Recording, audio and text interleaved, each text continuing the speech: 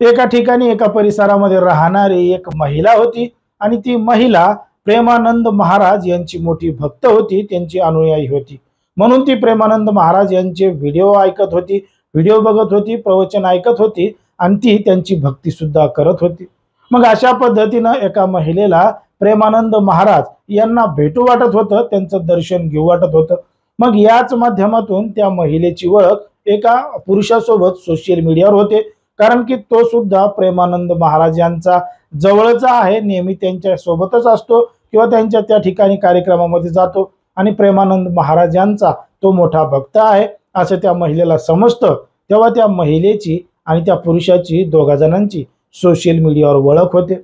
मग ओळख झालं की ओळखीचं रूपांतर मैत्रीमध्ये होतं, दोघा जणांचं बोलणं चालणं, एकमेकांना मेसेज करणं मोठ्या प्रमाणात वाढतं। मग हे दोघं जण एकमेकांना मोबाईल नंबर देतात आणि आता यांचं बोलणं चालणं अगदी चांगल्या पद्धतीनं सुरू होतं। मग ती जी महिला आहे ती त्या पुरुषाला म्हणते की मला महाराजांना भेटायचं आहे, त्यांचं दर्शन घ्यायचं आहे, आमची भेट होईल का आणि तुम्ही ही भेट घडून आणून देताल का? तेव्हा तो जो पुरुष आहे म्हणतो त्याच्यामध्ये काय मोठी गोष्ट आहे, मी महाराजांच्या जवळचाच आहे, मी तुझी लगेच त्या ठिकाणी भेट घालून देतो, पण मात्र तुला त्यासाठी एका ठिकाणी यावं लागेल, मग मी तुला त्या ठिकाणी घेऊन जाईल। मग आता महिला उत्सुक असते महाराजांना भेटण्यासाठी आणि ती महिला त्या पुरुषावर विश्वास ठेवून त्यांना ज्या ठिकाणी बोलवलं त्या ठिकाणी जाते।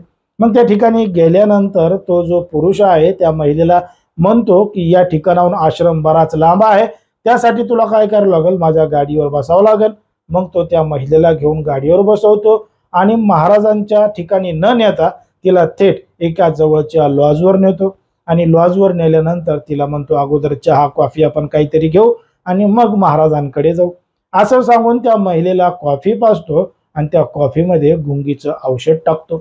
जेव्हा त्या महिलेला नशा येते, तिची शुद्ध हरवते, तेव्हा तो पुरुष त्या महिलेच्या अंगावरचे एक एक कपडे काढतो आणि घडतं एक धक्कादायक प्रकरण, धक्कादायक घटना। नेमकं काय आहे संपूर्ण प्रकरण, कुठं घडली आहे घटना, हे आपल्याला अगदी सविस्तरपणे बघायचंय। पण जर तुम्ही अजूनही आपलं चॅनल सबस्क्राईब केलं नसेल तर लगेचच करून घ्या आणि बाजूला असणाऱ्या बेल नोटिफिकेशनला सुद्धा ऑन करायला विसरू नका। आता ही जी संपूर्ण घडलेली घटना आहे ती आहे उत्तर प्रदेशातील मथुरा या ठिकाणी घडलेली संपूर्ण घटना आहे, कारण की या ठिकाणी या परिसरामध्ये राहणारा सुंदरम नावाचा एक पुरुष आहे आणि त्या पुरुषाची ओळख आग्रा या ठिकाणी राहणाऱ्या एका महिलेसोबत ऑगस्ट महिन्यामध्ये सोशल मीडियाच्या माध्यमातून झालेली होती। मग ओळख झाली, ओळखीचं रूपांतर मैत्रीमध्ये झालं आणि या पुरुषानं त्या महिलेला प्रेमानंद महाराज यांचा अनुयायी असल्याचं सांगितलं आणि ते महिला सुद्धा त्यांची भक्त अनुयायी असल्यामुळं तिला सुद्धा उत्सुकता निर्माण झाली। मग यानं त्या महिलेला सांगितलं की मी तुमची भेट घालून देतो आणि त्या ठिकाणी आश्रमामध्ये नेतो। मग ती महिला विश्वास ठेवून आग्र्यावरून थेट मथुरेला आली आणि मथुरेला आल्यानंतर हा जो पुरुष आहे या पुरुषानं त्या महिलेला घेऊन वृंदावन गाठलं आणि त्या ठिकाणी जाऊन त्या लॉजवर त्या महिलेला नेलं। मग लॉजवर नेल्यानंतर ती महिला विचारत होती तर कसं काय, तर तो म्हणे तू लांबून आली आहे, या ठिकाणी आपण काय करू, थोडा आराम घेऊ, चहा पाणी घेऊ आणि मग निघून जाऊ असं म्हणून त्यानं त्या महिलेला लॉजवर नेलं, म्हणजे हॉटेलवर नेलं। त्या ठिकाणी कॉफी पाजली, कॉफीमध्ये गुंगीचं औषध टाकलं आणि त्या महिलेची शुद्ध हरवल्यानंतर तिच्यासोबत नको ते कृत्य केलं। पण मात्र हे नको ते कृत्य करत असताना त्यानं त्याच्या मोबाईलमध्ये त्या महिलेचे नको तसे व्हिडिओ, नको तसे फोटो काढले आणि ते फोटो काढून जेव्हा त्या महिलेनं घडलेला प्रकार विचारला की तिच्यासोबत नेमकं असं का केलं, तिला असं का केलं, तेव्हा त्यानं तिला व्हिडिओ दाखवले आणि तिला ब्लॅकमेलिंग करायला आणि धमकावायला सुरुवात केली। आता या संपूर्ण प्रकरणाला ती महिला मोठ्या प्रमाणात घाबरलेली होती, काय करावं काही नाही, मग तिला समजत नव्हतं, म्हणून त्या ठिकाणी ती शांत बसली, घडलेला प्रकार कोणालाही सांगितला नाही।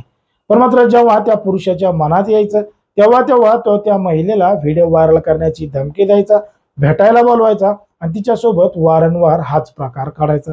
मग वारंवार हाच प्रकार घडत असल्यामुळं ती महिला या संपूर्ण प्रकरणाला मोठ्या प्रमाणात वैतागली होती आणि अखेर तिनं तात्काळ जवळचं पोलीस स्टेशन गाठलं होतं आणि पोलीस स्टेशन गाठून तो जो आरोपी आहे त्याच्या विरोधात रीतसर तक्रार दाखल करून फिर्याद दाखल केली आणि पोलिसांनी या संपूर्ण प्रकरणाची गांभीर्यानं दखल घेऊन तो जो आरोपी पुरुष आहे त्याला ताब्यात घेतलं।